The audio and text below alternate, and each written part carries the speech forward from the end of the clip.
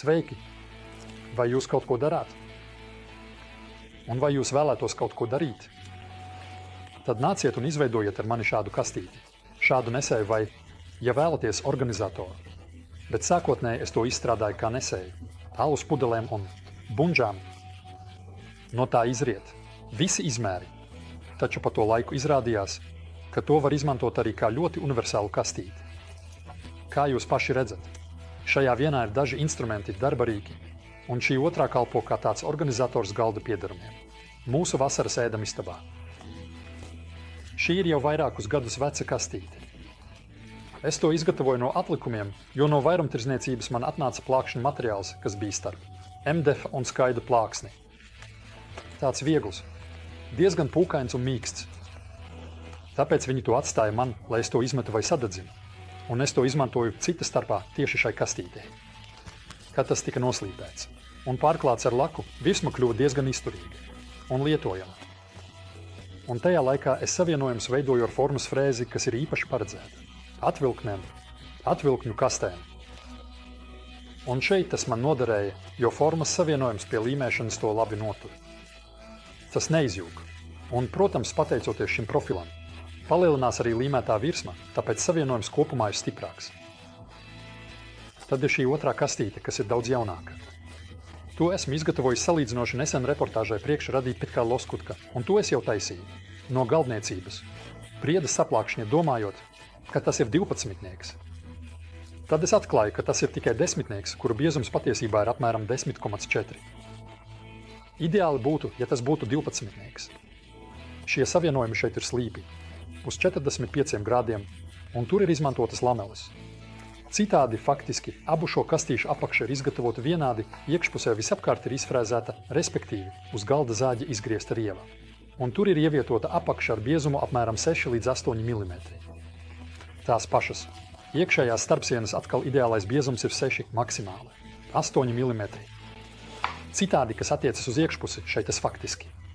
Garenisko starpsienu izveidoju fiksētu, un tur tiek ievietotas tikai šķērseniskās. Tātad jums tur var rasties telpa, kas sadalīta 6 daļās, vienādās daļās, vai telpa, kur ir 2 mazas un 2 lielākas daļas. Un, ja izņemat abas starpsienas, tad tur izveidosies 2 vienādi. Gareniskie atvērumi. Šeit es to jau darīju nedaudz citādāk, faktiski atkal nedaudz vienkāršāk. Visu iekšējo ielikni var izņemt, tāpēc jums vai nu ir sadalīts 6 daļās, vai arī jums ir pieejama visa telpa, ja vēlaties tur ievietot kaut ko lielāku. Un faktiski tādā pašā veidā mēs to darīsim. Ar kastīti, kuru tagad gatavosim. Es vēlos to izgatavot no tā paša saplākšņa kā šeit. Man tas ir aiz muguras. Un šoreiz es nevēlos veidot savienojumu sarežģīti, bet vienkārši taisni, savienojot ar tapām. Tur ir problēma, ja jūs izgriezīsiet rievu apakšai uz galda zāģa, ka no sāniem būs redzami mazi caurumi, kurus vai nu varat aizpildīt ar špakteli, vai, ja tie jums ļoti traucē, tad jums nāksies frezēt rievas un nepabeigt tās līdz galam. Izmēri ir noteikti. Augstums 30 cm, garums 26 cm. Un tā kā šīs malas līmēsim starp priekšējām daļām, tad tās izgatavosim 16 cm platumā. Un vēl viena lieta par šo kastīti. Es to izgatavoju tikai no kāda atlikuma, tāpēc man nebija daudz izvēles. Tāpēc man izdevās, ka zīmējums šeit uz malām ir horizontāls un šeit vertikāls. Ja tu to krāsotu, tad ar saplāksni tam nebūtu nekādas nozīmes. Ja vēlaties to atstāt dabisku un tas jums traucē, tad, protams, jums tas jādara citādi. Iesaku nogriezt to joslu 30 cm platumā, un šajā platumā jums šeit varēs ietilpt. Arī šie 2 gali viens virs otra, tāpēc pēc tam jums būs vienāds zīmējums. Un, protams, tas ir atkarīgs no tā, vai jūs nogriezīsiet joslu no plāksnes, gareniski vai šķērsām, tad jums būs zīmējums horizontāli visapkārt vai pretēji vertikāli visapkārt. Tas jau ir atkarīgs no jūsu gaumes. Tātad, ko mums vajadzēs ražošanai? Papildus materiālam tas nozīmē 12 mm plāksni un pēc tam kādu plānāku 6 līdz 8 mm. Un šīs stieņus mums būs nepieciešama vislabāk galda zāģis. Mēs sagriezīsim visus detaļas. Pēc tam kādu zāģi, ar kuru izgriezīsim šos formas, griezumus, vai no rokas finierzāģa vai figūrzāģa lenzāģa. Tas vienkārši ir atkarīgs no tā, kas kuram ir pieejams. Jo precīzāk jūs griezīsiet, jo mazāk būs nepieciešama slīpēšana, un jums varētu pietikt tikai ar smilšpapīru vai smilšpapīra audumu uz kāda nopaļota klucīša. Tomēr, ja negriezīsiet ļoti precīzi, noderēs kāda jaudīgāka slīpmašīna, piemēram, vārpstas oscilējošā. Vai arī jūs varat darīt tāpat kā es, izgatavojot tikai vienu gabalu, kuru perfekti noslīpēsiet un izmantosiet kā šablonu. Pārkopējiet to uz kādu citu gabalu. Aptuveni izgrieziet. Un pēc tam ar griešanas frēzi ar gultni nokopējiet to sākotnējo perfekto formu, un to varat darīt tik reižu, cik vēlaties. Tas ir izdevīgi, ja plānojat izgatavot vairākas kastītes. Par pašu savienošanu. Es izmantošu šo tapu veidošanas rīku no Unimax, un es to izvēlējos ne tikai tāpēc, ka tas ir pilnīgi ideāls šai kastītei, bet arī tāpēc, ka tas ir viens no daudzajiem rīkiem, kas tiek tieši ražoti Unimax. Unimax ir pazīstams kā veikals. Ar instrumentiem un aprīkojumu darbnīcām, autoservisiem, riepu servisiem, bet maz cilvēku zina, ka tas viss sākās sen, ar dažādu rīku ražošanu, un šī ražošana turpinās līdz pat šodienai. Es domāju, ka tas nav vispār ierasti, ka šāds e-veikals piedāvā arī savus pašu ražojumus. Tāpēc es vēlējos pirmkārt redzēt šo ražošanu un otrkārt par to parunāt arī ar Unimax īpašnieku. Un vai jūs esat pārliecināts, ka tas jau ir nostiprināts? Vai ne? Es to tikko pārbaudīju. Vai mēs varam to palaist? Mēs to gaidām. Vai jūs to gaidāt? Tātad es varu? Jā, jūs to aizverat.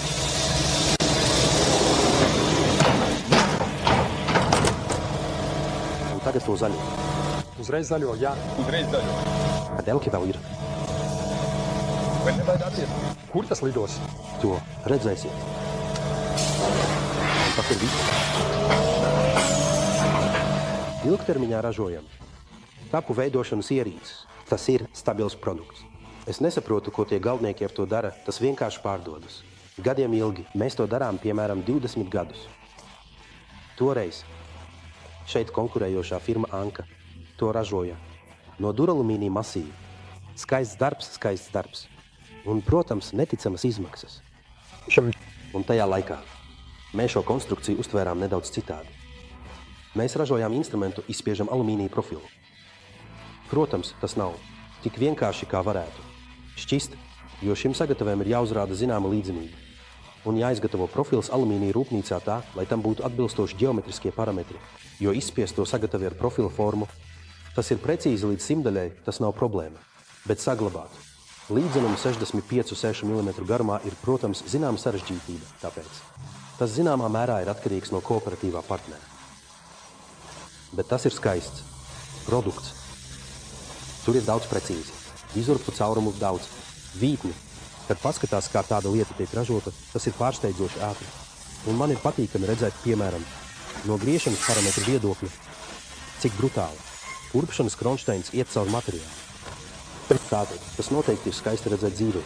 Es kā veselīgs patriots, protams, novērtēju šādu iniciatīvu un domāju, ka būtu labi, ja Unimax savā e-veikalā pie izstrādājumiem, ko viņi ražo, vai tās būtu tapu līstes vai masīvi galdniecības skavas, vai slīpēšanas veltņi vai vienrocīgas skavas, būtu kāda norāde, vai no ar Čehijas karodziņu vai, piemēram, ražots pie mums. Es domāju, ka cilvēki ar līdzīgu domāšanu kā manējā noteikti to novērtē.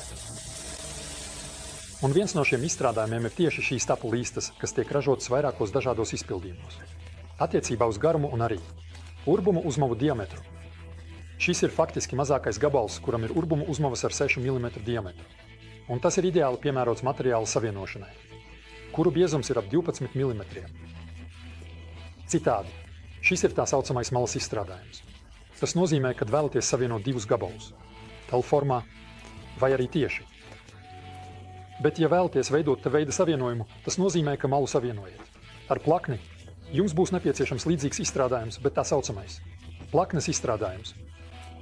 Šoreiz mēs iztiksim ar šo malas izstrādājumu, kas mums faktiski ļauj urbt caurumus, gan pašā malā, gan pretējā gabalā.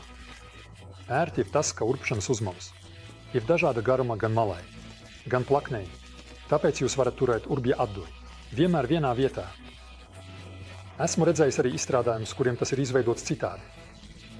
Un tad jums var nākties izmantot 2 urbjus ar dažādiem atduriem, vai pat 2 urbju mašīnas, kas man šķiet nav īpaši veiksmīgs risinājums. Šeit ir redzams, ka kāds tiešām ir domājis. Piegādes komplektā ir arī šīs plastmasas aizbāžņi. Tas ir tāds muļķu drošs risinājums, lai aizbāztu caurumus, kurus neizmantojat. Šeit šim attālumam mēs faktiski izmantosim tikai 2 caurumus, tāpēc pārējos esmu tā aizbāzis. Piegādes komplektā ir arī vienkārši urbja atdure. Tas faktiski ir tikai šāds vienkāršs uzmana ar skrūvi ar 6 stūra atslēgu. Tas ir ērti, ja atdure atbilst cilindriskajam kātam, bet sliktāk ir, ja tā nonāk jau spirālē, jo skrūve pirmkārt var sabojāt fāzīti, un otrkārt pie plānākiem urbjiem. Pievilkšanas laikā var izraisīt urbja saliekšanos, kas pēc tam rada svārstības. Tāpēc es, labāk, kad tas ir iespējams, izmantoju saliktu urpšanas uzmavu vai urpšanas atduri. Šādā veidā mēs izveidosim 2 pretējos stūrus, un tad mums būs jāpārskrūvē atdure uz otru pusi un pabeigsim atlikušos 2 atkal pretējos stūrus. Kad viss ir izurpts, mēs varam sākt līmēt. Es vispirms uzklāju līmi caurumos malās un iedzenu tapas līdz galam, līdz līme sāk izplūst no rievām. Tādējādi es esmu pārliecināts, ka visapkārt tapai ir līme un ka tas ir perfekti salīmēts. Tad es uzklāju līmi pretējās caurumos un uz visas malas. Visu to salieku kopā. Un, protams, ir labi to nostiprināt. Ideāli tam ir korpusa skavas. Ja jums nav, varat izmantot jebkuras citas skavas, bet svarīgi ir spiest tieši uz sānu malas asis, jo, ja to novietosiet tuvāk centram, tad gali varētu izliekties. Un pirmkārt, tas neizskatītos labi. Un otrkārt, iekšpusē nevarētu ievietot arī starpsienas. Un kas attiecas uz šo stieni, tad varat izmantot stieni, kā to izdarīju es. Tas ir no kādas bērnu gultiņas, konkrēti tā diametrs ir 16 mm un abos. Šajos gadījumos tas ir ievietots aklos caurumos. Un pēc tam vēl pielīmēts, lai tas negrieztos un turētos kopā, jo ar šo plānāko materiālu pastāv risks, ka tas varētu izkrist ārā.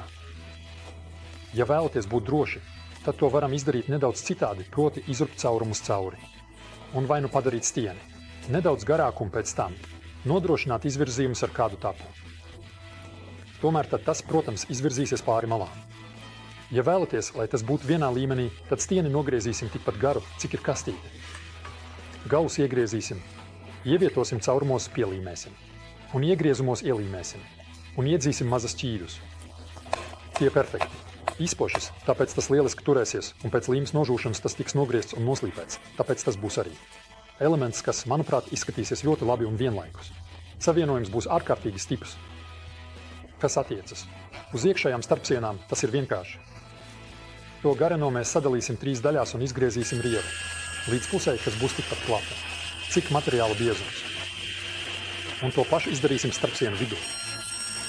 To visu saliksim kopā, ievietosim iekšā, un kastīte ir gatava. Un beigās, protams, kādu vismas apdaļu. Jūs varat izmantot pārklājuma laku, vai atstāt to dabisku un vienkārši piesūcināt ar kādu eļļu vai vasku. Protams, tas atkarīgs pirmkārt no jūsu gaumes, un otrkārt no lietošanas veida un iedarbības, kā arī no laika apstākļiem. Neatkarīgi no tā, kādu savienošanas tehniku jūs izvēlaties, lai izgatavotu šādu kastīti vai nesēju, saites uz visiem šiem materiāliem atradīsiet kā parasti aprakstā zem video. Paldies, ka skatījāties! Lai jums jauka diena! Un dariet kaut ko!